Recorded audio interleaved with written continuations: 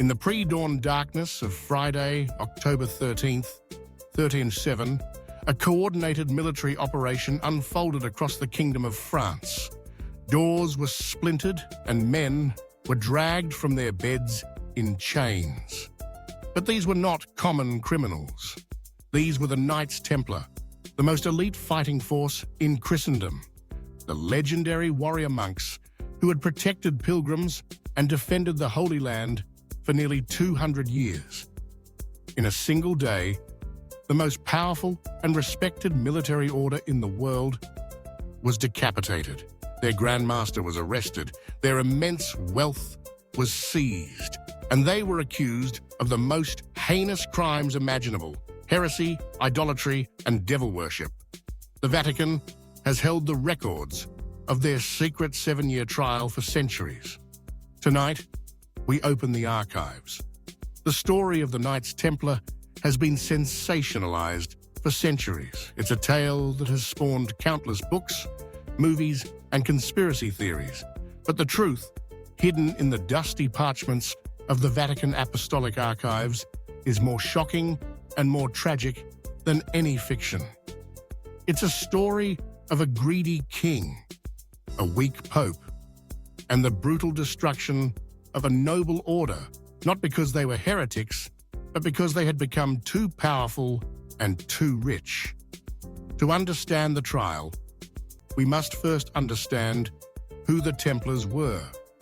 Founded around 1119, the poor fellow soldiers of Christ and of the Temple of Solomon were a Catholic military order, a unique blend of knight and monk.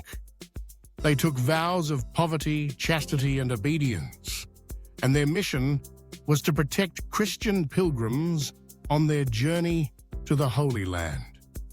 They were renowned for their discipline, their courage, and their piety. They were the special forces of the medieval world, instantly recognizable in their white mantles emblazoned with a red cross. But over 2 centuries, they became much more than soldiers. Through donations from grateful nobles and their own shrewd management, the Templars amassed enormous wealth. They owned vast tracts of land across Europe and created what was essentially the world's first international banking system. Kings and nobles deposited their wealth with the Templars for safekeeping and used their network to transfer funds. They became powerful, independent, and fantastically wealthy. Their headquarters in Paris was a formidable fortress, and their treasury was legendary. And it was this success that would ultimately be their undoing. The air in the early 14th century was thick with political tension. The key player in this drama was King Philip IV of France, known as Philip the Fair.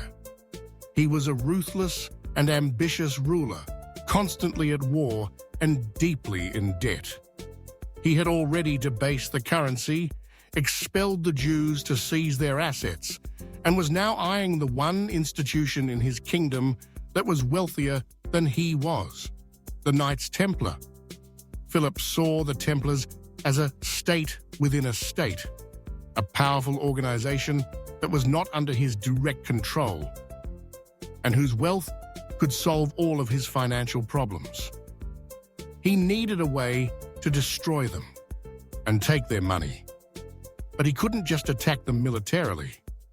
The Templars answered only to the Pope. To bring them down, Philip needed to discredit them in the most profound way possible. He needed to accuse them of a crime so terrible that no one would dare defend them. He chose heresy. This is where the story darkens.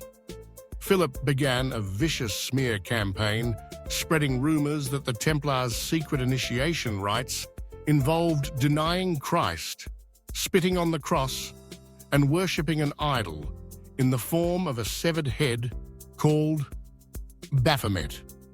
On that fateful Friday the 13th, his plan went into motion. Thousands of Templars were arrested. Philip's agents immediately began using brutal torture to extract confessions. Under unimaginable pain, subjected to the rack, strappado, and burning at the feet, many knights confessed to the bizarre and contradictory charges leveled against them. The sound inside those dungeons must have been a horrifying symphony of screams and cracking bones, as men who had faced enemy armies with unbreakable courage were broken by their own countrymen. What would you confess if your feet were being slowly roasted over a fire? This is the question that hangs over the entire trial. The confessions, extracted under duress, were the centerpiece of Philip's case. But he still needed one more thing: the Pope's approval. The Pope at the time was Clement V.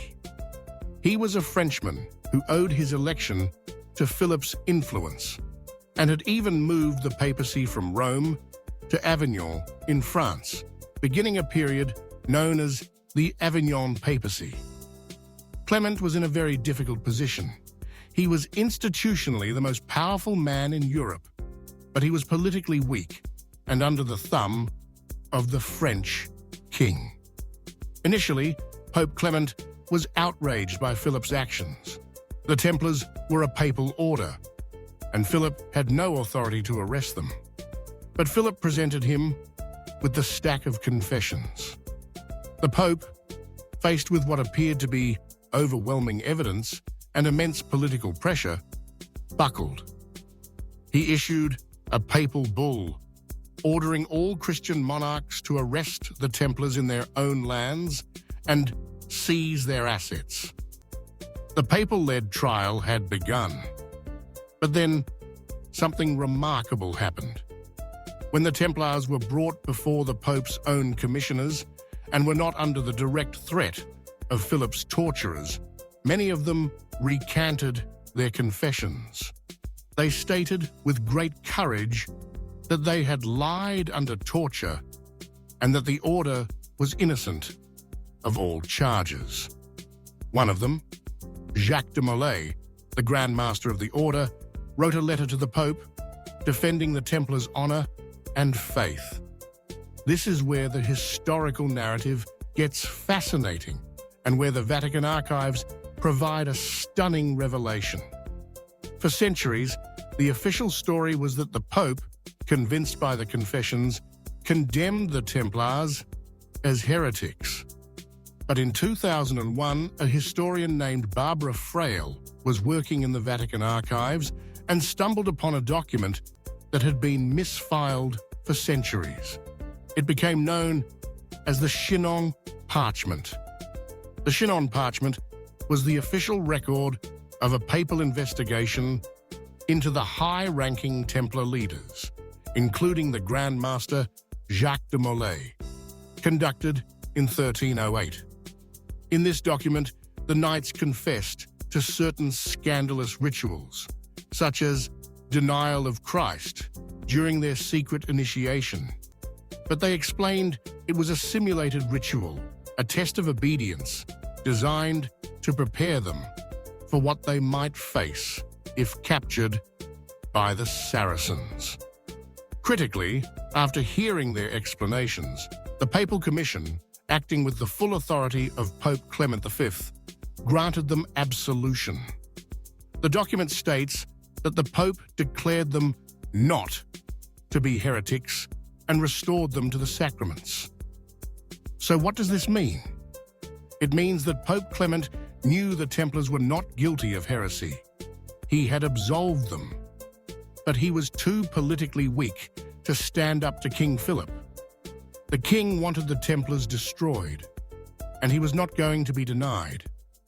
Trapped between a ruthless king and his own conscience, Clement chose the path of political expediency. In 1312, at the Council of Vienne, he did not formally condemn the Templar order for heresy.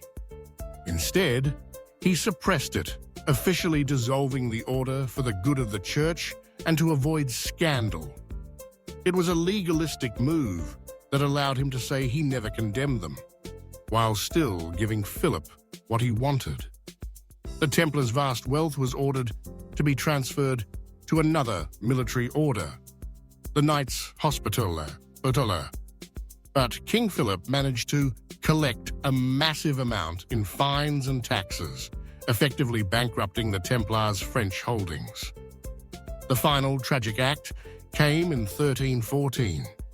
The Grand Master, Jacques de Molay, who had been languishing in prison for 7 years, was brought before a public scaffold in Paris to hear his sentence of perpetual imprisonment. But in a final, stunning act of defiance, de Molay found his courage. He stood before the crowd and recanted his forced confession, proclaiming his own innocence and the innocence of the order. He declared that the Templars were holy and just, and that those who had condemned them would suffer God's judgment. King Philip, furious, ordered him to be burned at the stake that very evening. The trial of the Knights Templar was a brutal and cynical affair. It was a story of greed, political power, and a tragic failure of leadership. The secrets revealed by the Vatican archives do not show a heretical order getting its just desserts. They show an order that was the victim of a calculated political assassination, a faithful order betrayed by a king they had served and a pope who was too weak to protect them. The smoke from de Molay's pyre has long since vanished, but the echoes of this secretive trial continue to fascinate and horrify us to this day. If you find mysteries like this compelling, consider following for more content that illuminates the eternal truths of the Church.